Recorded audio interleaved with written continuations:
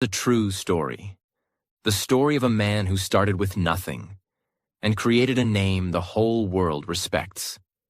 Gucci. Yes, the brand you see on fashion runways.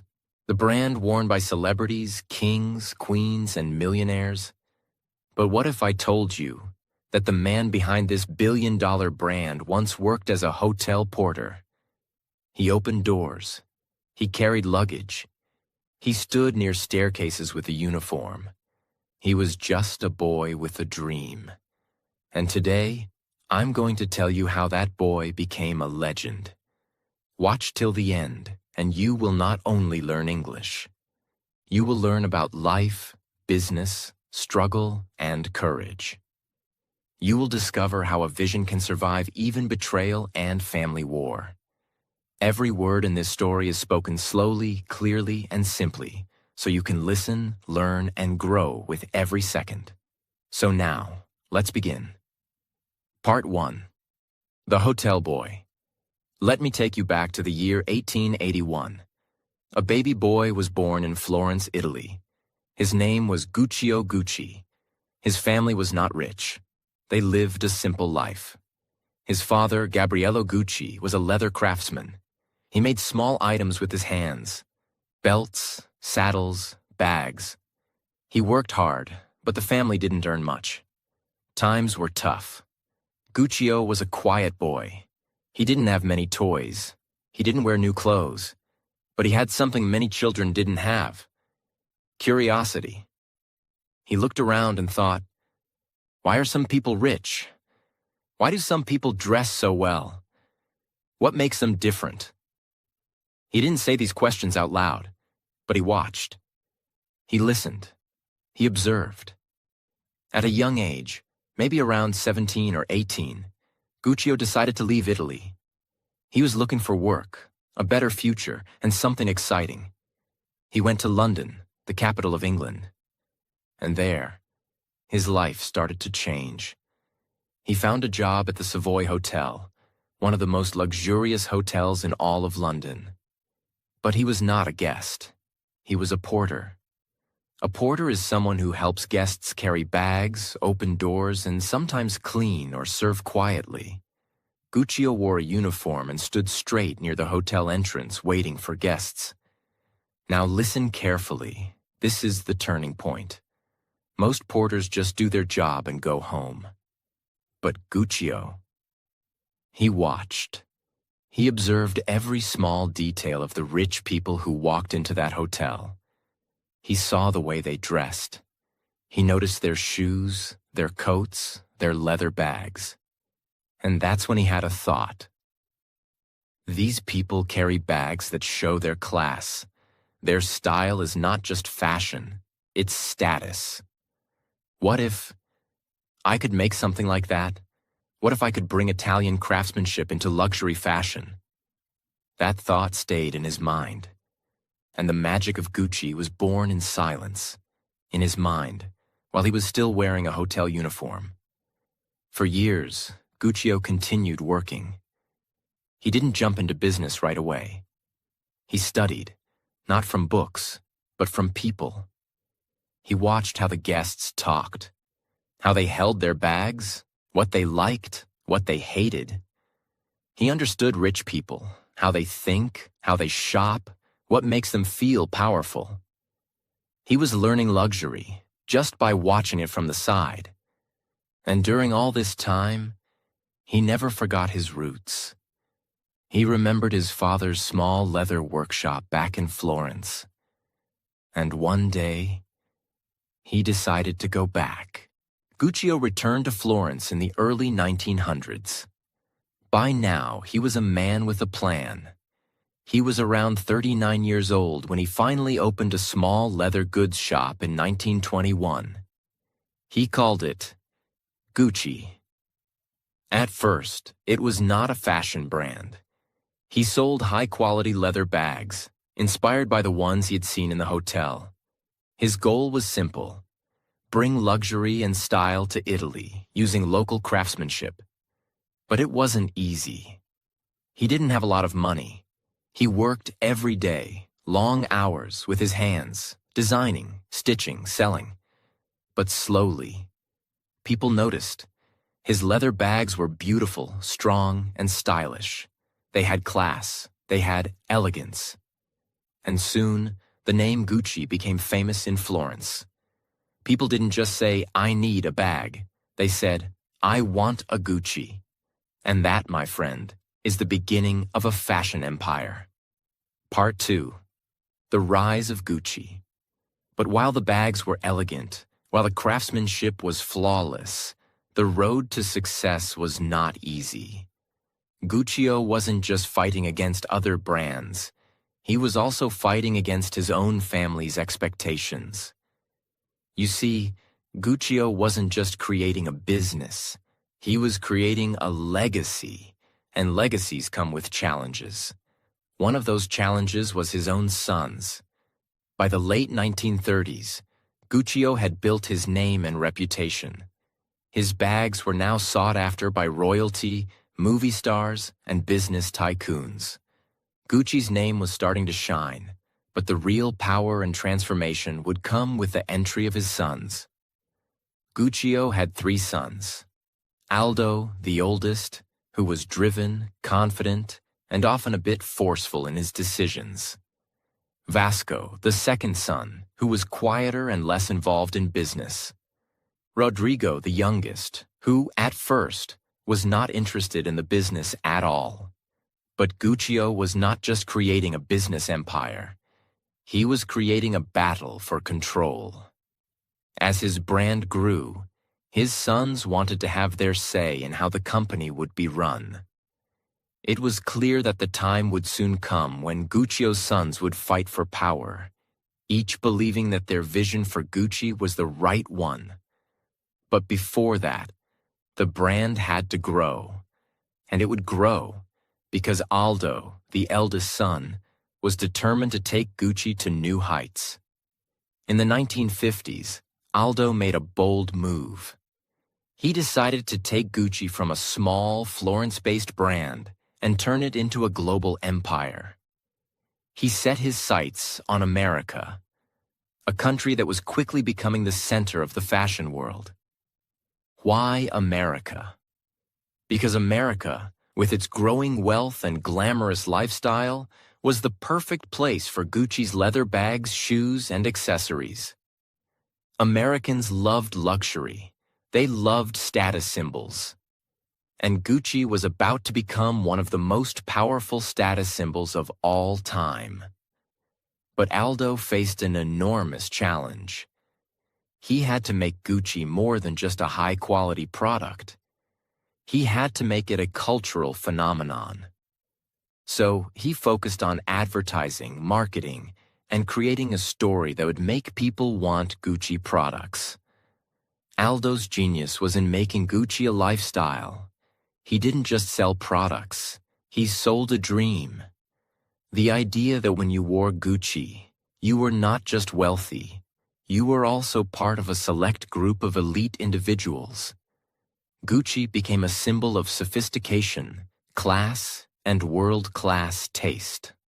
One of the key moments that helped solidify Gucci's identity was the creation of its now famous green and red stripes. These stripes weren't just for decoration. They became the mark of luxury. If you saw the stripes, you knew it was Gucci. It was simple, it was bold, it was powerful. But how did the stripes become so iconic? It all started when Aldo Gucci decided that his products needed something special, something memorable. He drew inspiration from the idea of Italian equestrian style, the kind of horses and riding gear used by wealthy Italians in the past. He combined this heritage with modern fashion and design. It was genius. The green and red stripes became the signature design that would be recognized worldwide. People began to associate those colors with luxury, elegance, and exclusivity. As the 1960s rolled around, Gucci had officially become an international phenomenon. The brand was no longer just about handbags. It had expanded into shoes, belts, scarves, ties, and even clothing. Gucci was everywhere. And the more Aldo pushed Gucci forward, the more the brand became tied to royalty, film stars, and the rich. Jackie Kennedy, the wife of U.S. President John F. Kennedy, became one of the most famous people to wear Gucci. Her Jackie O bag became iconic. This wasn't just a bag, it was a symbol of power, style, and grace. Women everywhere wanted to look like Jackie Kennedy, and they wanted to wear what she wore. Gucci wasn't just a brand, it was a story. The brand's association with Hollywood grew stronger every year. Audrey Hepburn, Sophia Loren, and Grace Kelly were all spotted wearing Gucci. In fact, some of Gucci's designs were so beautiful, they were worn in movies as part of the costumes. The Hollywood connection only made Gucci more desirable. The more famous people wore it, the more it became a symbol of status. Gucci was no longer just a leather goods shop in Florence. It was a global powerhouse, with stores opening in London, New York, and Tokyo. The dream that Gucci had started with a small shop was now a massive global brand. But while Gucci was rising in the world, something else was happening behind closed doors. The family was falling apart. The story of Gucci became as much about betrayal, jealousy, and conflict as it was about success. Gucci, the founder, had passed away in 1953. His sons, Aldo, Vasco, and Rodrigo, each wanted to take the business in their own direction. This family divide would soon turn into a war for control of the Gucci empire. Aldo, the eldest son, had been running the company for years, but he was now facing stiff competition from his brothers, who believed they should have more control. This family war would not only change the future of Gucci, but also set the stage for some of the darkest moments in the company's history. Part 3. The Gucci Family Drama. Aldo was ambitious, bold, and full of ideas. He wanted to expand the brand globally, and he wasn't shy about making big decisions. But his brothers, Vasco and Rodrigo, also had ideas of their own. Vasco, who had initially been uninterested in the family business, now wanted a say in how things were run. Rodrigo, the youngest, was caught in the middle, unsure of where his loyalties lay. As time passed, Aldo became more assertive, and his brothers started feeling left out. It wasn't just about money anymore. It was about pride, ambition, and the desire for control over the Gucci name. Aldo had poured his heart and soul into Gucci's success, but his overconfidence led to mistakes. He became obsessed with expanding the business. While his drive made Gucci into a global brand, it also made him reckless. He took on massive debts in the name of growth, thinking that expansion was the key to Gucci's future. But all of this came at a price: family unity and trust. By the late 1970s, Gucci was struggling to maintain its position in the fashion world. The brand had become synonymous with luxury, but that also meant it was facing pressure from rivals, especially in the booming fashion world of the 1980s. Companies like Louis Vuitton, Prada, and Chanel were starting to challenge Gucci's supremacy. Aldo's leadership was questioned, not only by outsiders, but by his own family. The rivalry among the Gucci brothers was intensifying. Vasco, who had been content staying in the background, suddenly became more involved. His brother Aldo's decisions now seemed reckless to him. Vasco believed that Aldo's thirst for expansion had left Gucci vulnerable. At the same time, Rodrigo, who had largely stayed away from the company, began voicing his dissatisfaction with how things were being handled. The family's once tight-knit bond was now beginning to crack. But the real turning point came when Aldo's son, Maurizio Gucci, entered the picture. Maurizio had spent much of his life away from the family business. He had studied in Switzerland and had even tried to build his own career before being drawn back into Gucci by his father. Maurizio was young, determined, and full of ambition.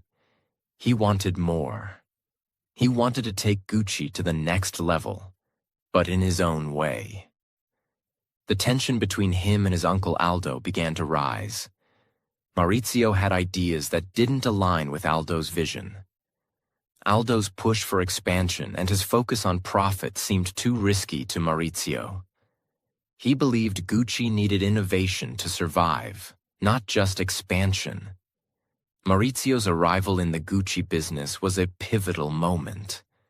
Maurizio was determined to make a name for himself, not just as a Gucci heir, but as the future leader of the company. But Maurizio wasn't just looking for change in design or marketing. He wanted to take control, and this meant he had to outsmart Aldo. And that's exactly what he did. Maurizio started playing a dangerous game. He befriended people who had conflict with Aldo, including powerful board members, and subtly began to build his own network within Gucci. Maurizio understood that the only way to take control of Gucci was to buy out his family. So he began using the family's wealth against them, with the help of outside investors. Maurizio's betrayal was swift and quiet. He made sure to keep his plans secret. One day, Aldo found out, but by then, it was too late. Maurizio had already secured enough support to oust Aldo from his position. The man who had taken Gucci from a small shop in Florence to a global powerhouse was now cast aside. Maurizio had become the new head of Gucci. Aldo didn't go down without a fight, of course. He was devastated by his son's actions. The betrayal stung even more because Maurizio was not just a son to him. He was a symbol of Gucci's future. But in the end, Aldo was forced to step aside. He lost control of Gucci to the very family he had built the empire for. But Maurizio's victory wasn't complete. While he had gained control, he didn't have full support from the Gucci family. Rodrigo and Vasco were still skeptical about Maurizio's leadership, and they believed he wasn't ready to handle the power he had just seized. Maurizio Gucci now had everything he wanted. He was in charge of one of the world's most famous luxury brands. But with great power came great responsibility and great pressure. The Gucci empire had grown into a multi-billion-dollar business, but it was also highly fragile. The world of luxury fashion was constantly changing, and Gucci had to evolve to stay at the top. Maurizio had a new vision for the brand. He wanted to modernize Gucci, appealing to a younger, more fashionable audience. But there was one problem. His bold ideas started clashing with the traditionalists in the family. Maurizio's ambition had alienated many, and now even the brand's loyal customers were unsure of the direction Gucci was taking. Maurizio Gucci's story was no longer just about business and fashion. It was about betrayal, love, and revenge. The same man who had taken control of one of the world's most prestigious fashion houses was now about to become part of a scandal that would shock the world. Maurizio's personal life was, in many ways, as dramatic as the business conflicts within the Gucci family. He had married Patrizia Reggiani, a beautiful and ambitious woman, in 1972. Patrizia came from a wealthy background, but her relationship with Maurizio wasn't just about love. It was about power. She wanted to be part of the Gucci legacy, and she saw Maurizio as her ticket to a luxurious life. Together, they seemed like the perfect couple. But behind closed doors, their marriage was full of struggles. In the early years, Maurizio and Patrizia's relationship was rocky. They were often seen at glamorous events, living a life of excess, but their marriage was far from perfect. Maurizio's growing commitment to Gucci's business took a toll on his personal life. He became distant and focused more on the company's growth, leaving Patrizia feeling neglected. Patrizia, who had always craved attention and power, became frustrated with Maurizio's lack of interest in her and her desires. She wanted more than just a life of luxury. She wanted control, influence, and a greater stake in Gucci's future. As time went on, Patrizia's dissatisfaction with her marriage grew. She wasn't content just being the wife of the Gucci heir. She wanted to be in control of the brand itself. But Maurizio was becoming more and more focused on expanding Gucci's global reach. He had already made significant moves to modernize the company, but his marriage was starting to fall apart.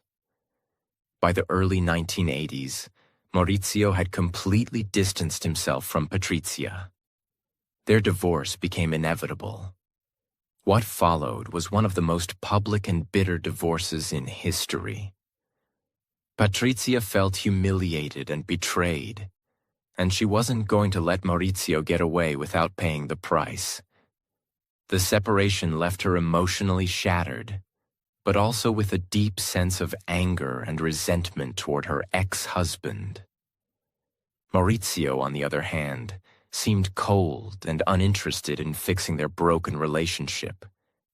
He was ready to move on, focusing even more on Gucci's future, while Patrizia was devastated by the turn of events. The tension between Maurizio and Patrizia grew to a boiling point. Patrizia's resentment was growing every day, and she could not shake off the sense of betrayal. She was no longer just angry at Maurizio for abandoning her. She was furious at how he had ruined everything she had built around the Gucci name. As the years passed, Patrizia began to develop an obsession with Maurizio's life, watching his every move from a distance and growing increasingly bitter. It was at this point that Patrizia began to plot. Patrizia didn't just want revenge in the form of a bitter divorce settlement. She wanted something far more shocking. She wanted Maurizio dead. To her, this wasn't just about getting back at him for the divorce. It was about reclaiming the control she had lost when Maurizio had left her for another woman and for the business. Maurizio's life was starting to unravel in the most dramatic way possible. Patrizia began seeking out hitmen to carry out her plan. She reached out to a former lover who had connections to criminal elements and began putting the pieces together for a murder plot. She didn't want just anyone to kill Maurizio.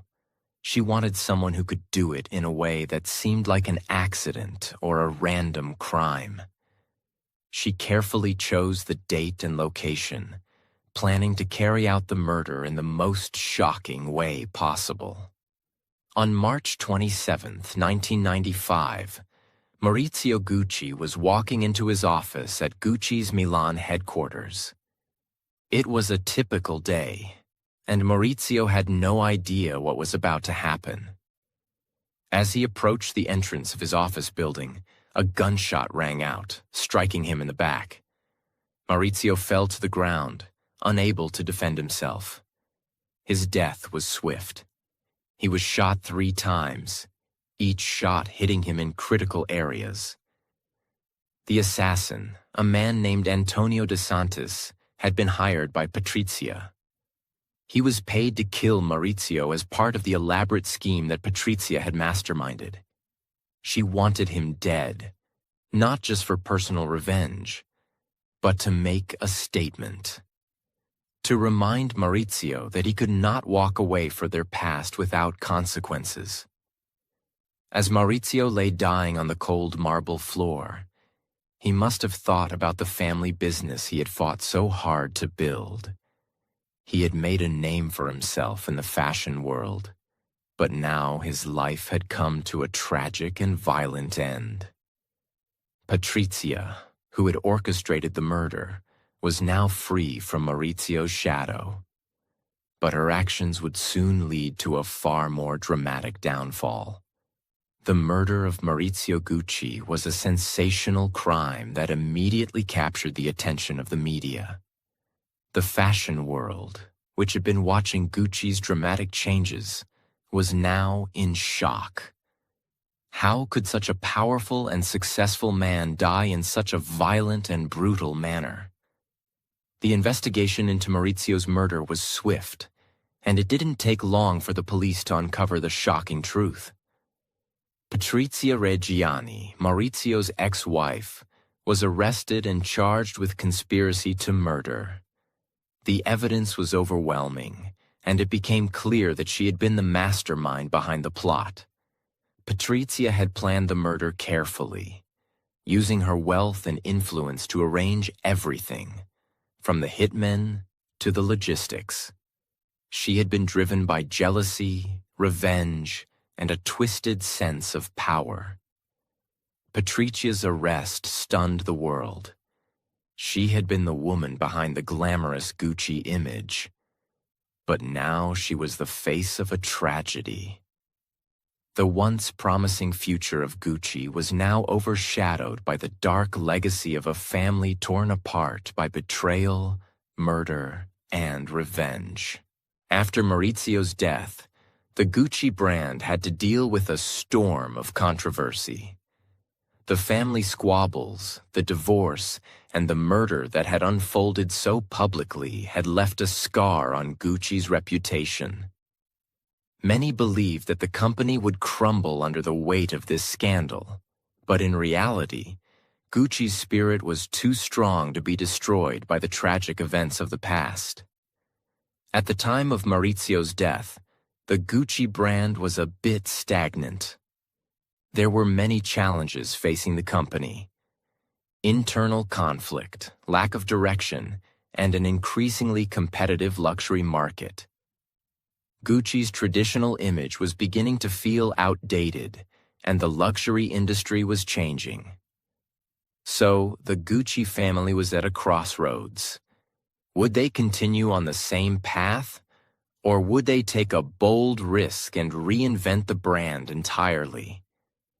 It didn't take long for new leadership to step in, and the first step was bringing in Tom Ford, a young designer from the United States. Ford's entry into Gucci marked the beginning of a new era for the company, an era that would completely revitalize the brand. Ford was bold, innovative, and had a unique vision. He was determined to transform Gucci into a global fashion powerhouse, one that was as cutting-edge as it was luxurious. Ford's first collections for Gucci were game-changers.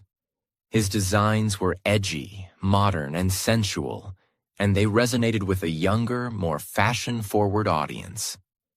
Under his direction, Gucci became synonymous with high-end glamour and sophistication, and it wasn't long before the brand was once again on the cutting edge of fashion. Under Tom Ford's leadership, Gucci experienced a renaissance. Ford's first Gucci show in 1995, shortly after Maurizio's death, was a statement to the world. He showcased a bold new vision that mixed luxury with sex appeal, and it was an instant success. Revenue skyrocketed as Ford's designs caught the attention of the fashion world. His work had a massive impact on Gucci's image and identity, turning it into one of the most coveted fashion labels globally. In just a few years, Ford helped increase Gucci's profits by over 500%. His provocative campaigns, which often featured high-profile supermodels and celebrities, brought Gucci back to the forefront of fashion. The brand was now known for its bold designs, luxurious appeal, and powerful presence in the fashion industry. Ford's influence was not just about design, it was also about marketing. He transformed Gucci from a traditional brand into a global fashion phenomenon. His use of advertising and celebrity endorsements helped solidify Gucci as a status symbol for the rich and famous. The brand became synonymous with success, power, and wealth. Gucci's rise under Tom Ford wasn't just about design and innovation. It was also about a financial explosion. In the late 1990s, Gucci's revenues exploded from around $500 million to $2.5 billion. The brand had officially bounced back from the crisis it had suffered after Maurizio's death. One of the most impressive aspects of Gucci's resurgence was how it managed to capture the attention of a new generation of young, wealthy consumers. As the 2000s progressed, Gucci became more than just a luxury brand. It became a symbol of modern success.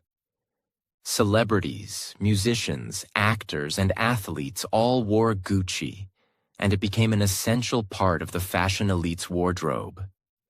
By the early 2000s, Gucci was one of the most valuable fashion brands in the world. It was also one of the most recognizable names in global luxury, commanding top prices for its handbags, shoes, and ready-to-wear collections. In 2019, Gucci's brand value was estimated to be around $18 billion, and its annual revenues had surpassed $10 billion. This was a huge turnaround, given that the brand had once been on the brink of collapse just a few years earlier. Tom Ford's reign at Gucci ended in 2004, but the brand's growth didn't stop there. Michele, who became Gucci's creative director in 2015, brought his own unique vision to the brand. He embraced gender fluidity, bold patterns, and a mix of styles that appealed to a younger, more diverse audience. Under Michele's direction, Gucci once again reinvented itself, and it quickly became one of the most talked about brands in the fashion world. His collections were filled with unexpected combinations of bold colors, floral patterns, and historical references, and they resonated with a generation that was seeking something different from the traditional luxury brands. Gucci's revenue under Michele has continued to grow, and in 2020, the brand's global sales were estimated to be around $9 billion, maintaining its status as one of the most powerful and influential fashion labels worldwide. In 2016, Patrizia was granted parole after serving just 18 years of her sentence. She was released from prison at the age of 67 and returned to the luxurious life she had once known. But it was a far cry from the power and fame she had enjoyed as Maurizio's wife. She was often seen in high-end fashion and continued to live in the lap of luxury, even though her past was permanently stained by the murder of the man she once loved. Today, Gucci stands as a global fashion powerhouse. The brand has continued to thrive in the competitive world of luxury fashion, constantly evolving and embracing new trends. It's now a part of the Kering Group, one of the largest luxury conglomerates in the world, which also owns brands like Saint Laurent, Bottega Veneta, and Balenciaga. Gucci's success is not just measured by its profits or prestige, it's also about the legacy it continues to build. The brand has become a symbol of empowerment, innovation, and timeless style. It has evolved from a family business to a global icon, with its sustainability initiatives and commitment to creativity paving the way for future generations in fashion. Gucci's journey from a family-run business to a global fashion icon is one of the most incredible stories in the history of fashion.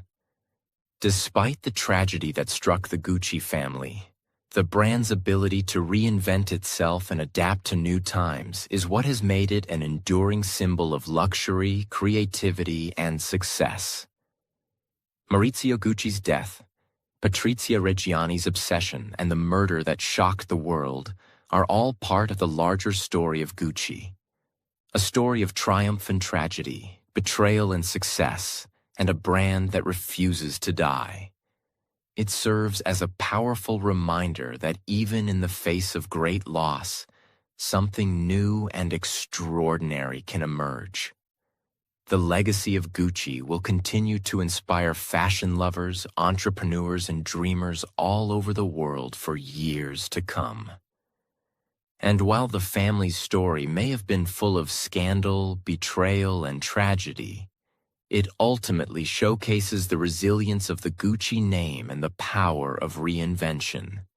And that's the end of the unbelievable story of Gucci, a brand born from hard work, nearly destroyed by greed and betrayal, and finally brought back to life through vision, courage, and change. What can we learn from this? 1. Success can be taken away if we forget our values. 2. Family or business, trust is powerful, but so is betrayal. 3. Even after the darkest moments, it's never too late to rebuild. 4. Leadership matters. Right people can turn failure into success. 5. Change is not the end. It can be the beginning of something greater. Gucci's story teaches us that life is not just about rising, it's about rising again after we fall. That's what makes a brand, a person, or a dream truly legendary. So whether you're learning English, building a dream, or just trying to find motivation in your own story, don't give up. Keep learning, keep moving forward, and remember, even the biggest success stories started with pain, struggle, and a choice to keep going. Thank you for watching. This is your place for stories, book summaries, life lessons, motivation, and learning English every day. Don't forget to like, share, and subscribe. See you in the next story.